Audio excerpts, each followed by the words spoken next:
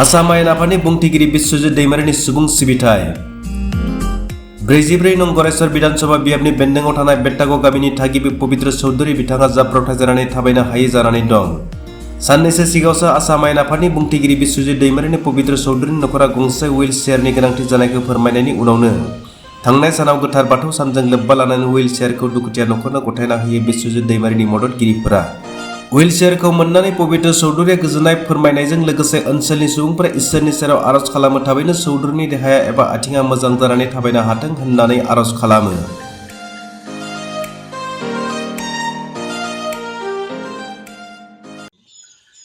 নমস্কাৰ।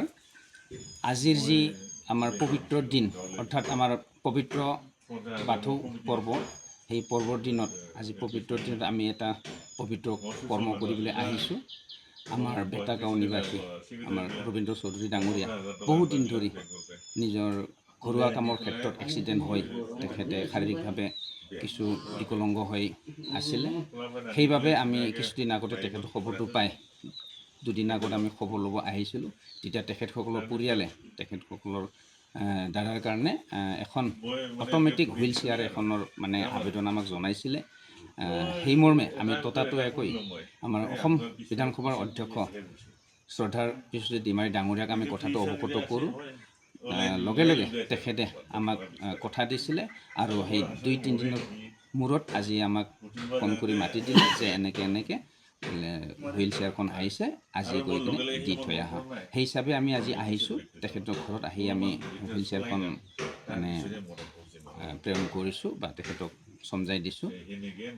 আশা কৰিছোঁ এই যি বাহন তথা এই যি হুইল চেয়াৰ, সেই হুইল চেয়াৰৰ দ্বাৰা তেখেতৰ মানে দৈনন্দিন জীৱনত কিছু হ'লেও সকাহ পাব বুলি অনুভৱ কৰিছোঁ আৰু ঈশ্বৰৰ ওচৰত প্ৰাৰ্থনা জনাইছোঁ তেখেতে খুব সোনকালে সম্পূৰ্ণভাৱে সুস্থ হৈ থওক। তাৰে মোৰ আজি ঈশ্বৰৰ ওচৰত প্ৰাৰ্থনা জনাইছোঁ।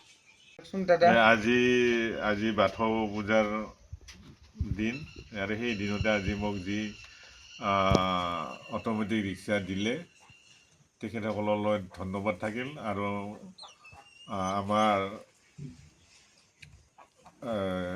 অধ্যক্ষ বিধানসভাৰ অধ্যক্ষ বিশ্বজিত দৈমাৰীলৈ মোৰ অশেষ শ্ৰদ্ধা ভক্তি থাকিল আৰু যিসকল ব্যক্তি আমাৰ আজি চোতালত ভৰি দিলে আৰু যিসকল ব্যক্তিয়ে মোৰ এই ৰিক্সাখন আনিলে তেখেতসকললৈ মোৰ বহুত ধন্যবাদ থাকিল।